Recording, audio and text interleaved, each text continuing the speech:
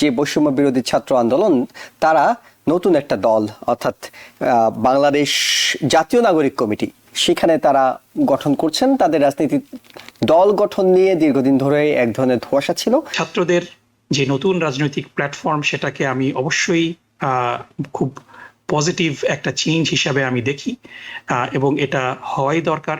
যদি ছাত্রদের এই রাজনৈতিক দল সত্যি সত্যি গঠন করার প্রক্রিয়া শুরু হয় তাহলে পরে এই তিনজন মন্ত্রী পর্যায়ের আসিফ, নাহিদ এবং মাহফুজকে পদত্যাগ করতে হবে, তা না হলে they will create a conflict of interest. যে চেঞ্জ চেয়েছি, যে আকাঙ্ক্ষা আমাদের মধ্যে রয়েছে, সেই আকাঙ্ক্ষার প্রতিফলন যদি আমরা দেখতে না পাই তাহলে কিন্তু এই বিপ্লব সম্পূর্ণরূপে এর অর্থ ধূলিসাৎ হবে। যে বৈষম্য বিরোধী ছাত্র আন্দোলন তারা নতুন একটা দল অর্থাৎ বাংলাদেশ জাতীয় নাগরিক কমিটি সেখানে তারা গঠন করছেন। তাদের রাজনীতি দল গঠন নিয়ে দীর্ঘদিন ধরে এক ধরনের ধোঁয়াশা ছিল।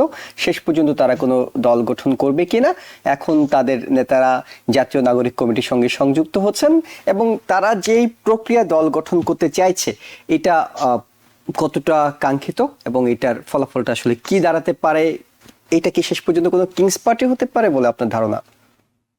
জি, অনেক ধন্যবাদ। অবশ্যই নতুন মুক্ত পরিবেশে গণতন্ত্রের চর্চা নিশ্চিত করার জন্য প্রত্যেকের গণতান্ত্রিক অধিকার রয়েছে তাদের রাজনৈতিক মতবাদ, তাদের রাজনৈতিক মতাদর্শ প্রচার করা এবং সেজন্য যদি তারা প্রয়োজন মনে করে তাহলে পরে একটা রাজনৈতিক দল করা। কিন্তু সবসময় আমরা পশ্চিম বিশ্বে বিভিন্ন প্রতিষ্ঠানে যারা কাজ করি আমরা সবাই একটা বিষয়ে সবসময় খুব সচেতন থাকি এবং আমাদেরকে, আমি বিশ্ববিদ্যালয়ে কাজ করি, সেখানেও বিশ্ববিদ্যালয় কাজের বাইরেও আমাদের অনেক ধরনের কাজের সাথে সংশ্লিষ্ট থাকতে হয়। এই কারণে এবং এটার জন্য আমাদেরকে সর্বোচ্চ পর্যায় থেকে এনকারেজও করা হয়, কিন্তু অ্যাট দ্য সেম টাইম আমরা সবসময় বছরের শেষে একটা কনফ্লিক্ট অফ ইন্টারেস্ট স্টেটমেন্ট কিন্তু আমরা আমাদের লিগ্যাল ডিপার্টমেন্টকে, কমপ্লায়েন্স ডিপার্টমেন্টে আমরা দেই, কারণ তারা তখন ডিটারমিন করে যে আমাদের কোন কাজগুলা আমাদের বিশ্ববিদ্যালয়ের ইন্টারেস্টের সাথে কনফ্লিক্ট করছে। এই কনফ্লিক্ট অফ ইন্টারেস্টটা বোঝাটা একটা সাস্টেইনেবল ডেমোক্রেসির জন্য, একটা ওপেন পরিবেশের জন্য, একটা মুক্ত পরিবেশের জন্য খুব জরুরি। সুতরাং এই কারণে ছাত্রদের যে নতুন রাজনৈতিক প্ল্যাটফর্ম সেটাকে আমি অবশ্যই খুব পজিটিভ একটা চেঞ্জ হিসাবে আমি দেখি এবং এটা হওয়াই দরকার।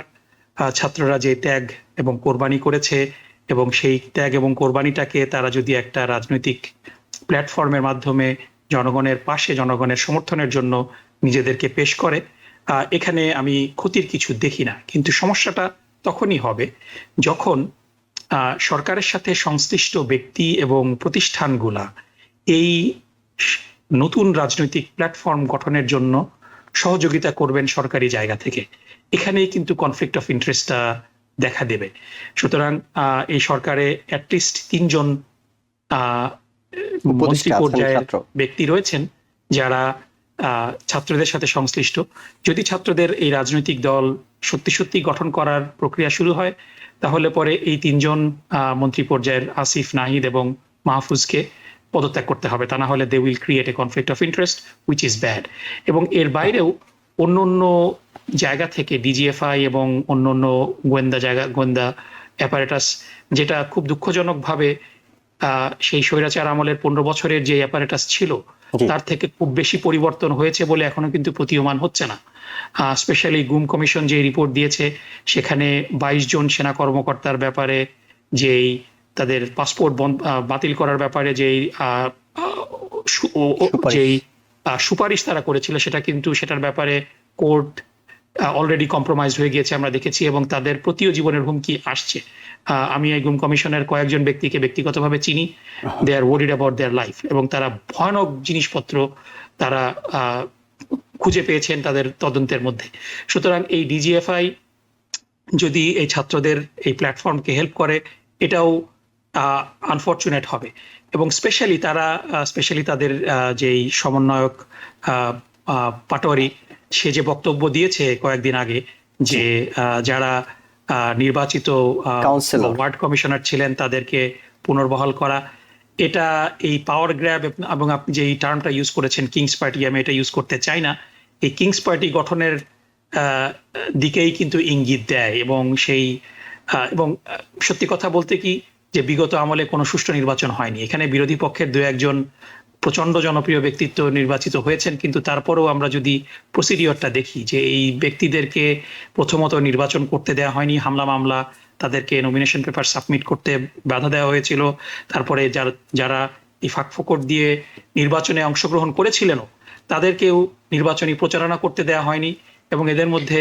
যারা নির্বাচিত হয়ে গিয়েছিলেন, এই কারণে যারা নির্বাচিত হয়েছেন ইভেন বিরোধী দলেরও তাদেরও কিন্তু সেই পতিত স্বৈরাচারের আবার নির্বাচন হোক সেটা আপনি চান না, সেই প্রক্রিয়া সুতরাং এটা কোনোভাবেই সম্ভব না। এবং এই আবেদনটা বেসিক্যালি এই যারা সরকারের সাথে বিগত পতিত স্বৈরাচারী সরকারের সাথে আপোষ করেছিল কোনো না কোনো ভাবে, তাদেরকে এই কিংস পার্টিতে জয়েন করার, তাদেরকে কিংস পার্টিতে রিক্রুট করার সুযোগ সুবিধা ইঙ্গিত হয়তো পাওয়া যাচ্ছে এই বক্তব্যের মাধ্যমে।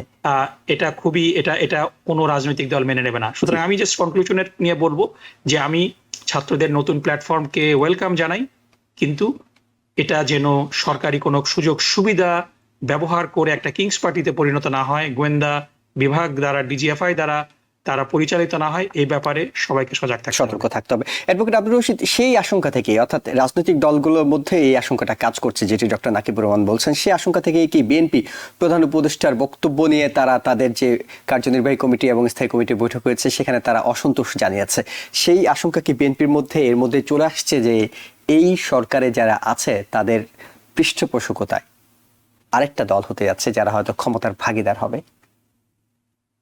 ধন্যবাদ আপনাকে এই প্রশ্নের জন্য। হ্যাঁ, বিএনপির তো উদ্বিগ্নতার একটা জায়গা তো থেকেই যায়। দেখেন, বাংলাদেশের বিএনপি সংঘ যেভাবে করে একটা রাজনৈতিক দল হিসেবে গঠিত হয়েছে, আপনি যদি ইতিহাস দেখেন, ক্ষমতায় আসার পর কিন্তু এটা রাজনৈতিক দল আত্মপ্রকাশ করেছে। জাতীয় পার্টি কিন্তু একইভাবে ক্ষমতায় আসার পর ক্ষমতাকে, রাষ্ট্রীয় ব্যবস্থাকে ব্যবহার করে তারপরে কিন্তু রাজনৈতিক দল হিসেবে তারা আত্মপ্রকাশ করেছে। এখন যেটা স্যার যেটা বললেন যে কনফ্লিক্ট অফ ইন্টারেস্টে বর্তমান যারা ছাত্র বর্তমান সরকারের সাথে রয়েছে, তাদের গোটা প্রশাসন, সেনাবাহিনী সবকিছু সহযোগিতা নিয়ে তারা যদি একটা রাজনৈতিক দল গঠন করতে চায় তারা করতে পারে, কিন্তু কনফ্লিক্ট অফ ইন্টারেস্টটা কিন্তু আমাদেরকে মনে রাখতে হবে। দেখুন, ছাত্র জনতা যে আন্দোলনের মধ্যে দিয়ে আমরা যে চেঞ্জ চেয়েছি, যে আকাঙ্ক্ষা আমাদের মধ্যে রয়েছে, সেই আকাঙ্ক্ষার প্রতিফলন যদি আমরা দেখতে না পাই তাহলে কিন্তু এই বিপ্লব সম্পূর্ণরূপে এর অর্থ ধূলিসাৎ হবে। এখন ছাত্র যারা রাজনৈতিক দল করতে চায়, রাজনৈতিক দল করতে কোনো সমস্যা নাই, জনগণ যদি চায় তাহলে রাজনৈতিক দল তারা করতেই পারে। নিউ ইয়র্ক থেকে সম্প্রচারিত TVN 24 টেলিভিশন বিশ্বজুড়ে বাঙালির কণ্ঠস্বর।